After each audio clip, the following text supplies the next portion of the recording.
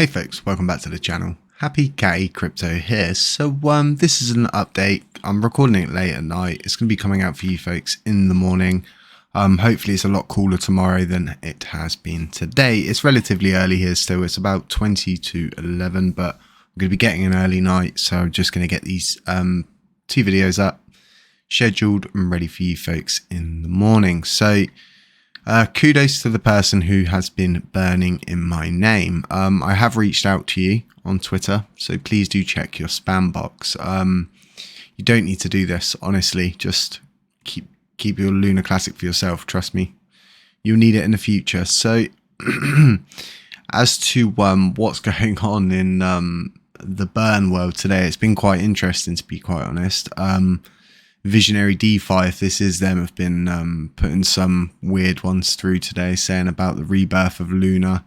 Whether this means Luna or Lunar Classic, we don't know. I would have thought it was Lunar Classic, seeing as in he's sending Lunar Classic to burn and then stating that. So yeah, this person sent a couple of burns, I think maybe 3 or 4 burns now in my name, which is really interesting to see. So I'm going through a situation at the moment with a group of people who are wanting pretty much my help on a situation to do with a poker game, gambling, some sort of crazy stuff like that. I won't be party to anybody's gambling addictions or trying to get other people to gamble or anything like that. There's strict rules actually around this here in the UK, and I not only put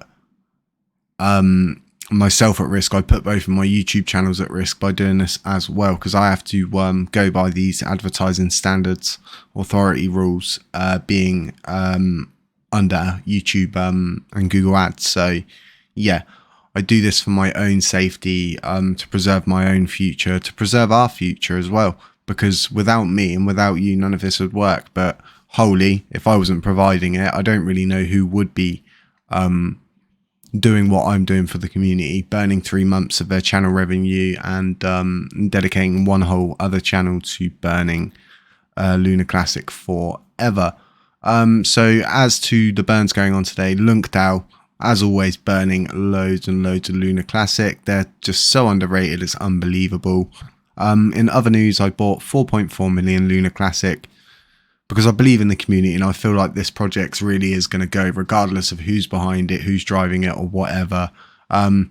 It seems that we're seeing activity over in the mainnet, like I stated in a previous video yesterday, that there's things that seem to be going on. LunkDAO's been putting out some very, very interesting tweets, which you might want to check out. Always interesting to know what these folks are doing, because I mean, this is a very, very bold statement, saying about if LunkDAO is itself an owner of a further clandestine DAO that pulls most of the strings on Luna and Lunk blockchains. Would you believe that too?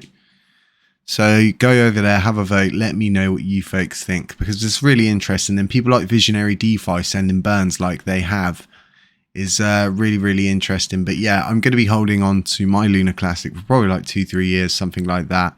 Obviously, if a chance is given earlier to get a decent amount of profit, I would take it like any other normal person would. You'd have to be crazy not to. So yeah, just staying totally transparent on that front for you folks. And as to this video I've put out, a lot of people have messaged me saying, what's going on? Has something happened? And what people need to understand is I am my own human being. I report what I want to report because it's truthful, it's factual, and you folks do need to know it. So even if it being some really bad news that you don't want to hear, that's public information. It's in the white paper. I mean, you can just go and read it. It's just people only grab the positive information out of those white papers. They never ever take the time to read the negatives, and this could all come crashing down at any point. I've always said that to everybody. And as to who actually owns the blockchain, go and watch that video.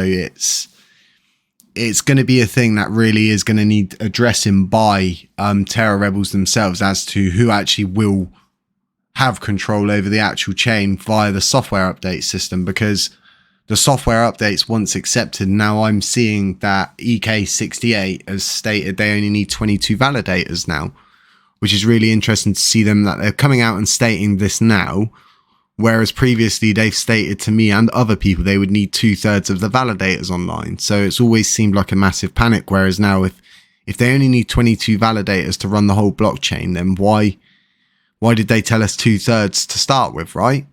Exactly. So it's all becoming a little bit contradictory in my opinion. Yeah, it's not good. Lots of people taking credit for things they're not even doing. People taking credit for other people's things that they're doing, and just all sorts of crazy stuff like that.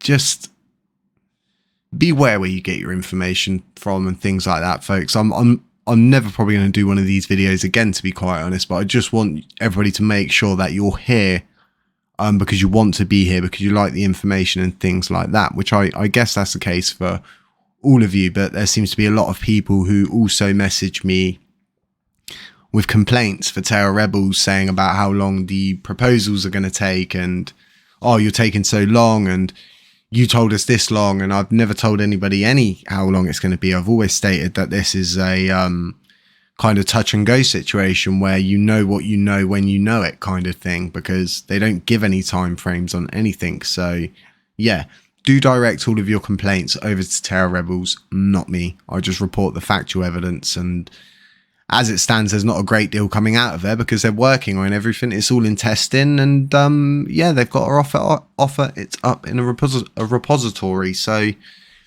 we have to wait for that. We have to see what them outcomes subside to, and see if these 22 validators, instead of having 90 or 130 validators, is enough to run the blockchain. But from my opinion, when I sit, getting 22 validators to accept these software updates, not a win.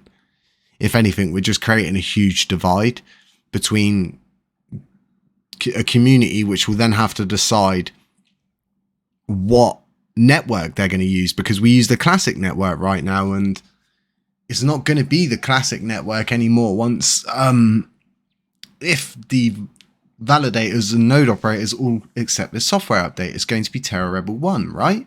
Exactly, because that's what it says in the white paper. So folks, let me know what you think. Another video going out on the Lunar Classic Let It Burn channel this morning, just pretty much just chit-chatting about the Binance main withdrawal wallet, the situation with it being a malicious actor, and in the event of that, and how important it is for us to actually apply pressure to Binance to tell us if it's users' coins or if they hold these coins, because in the event of a malicious actor, there's going to be a fork. And I, for one, I do not want to see a fork happen.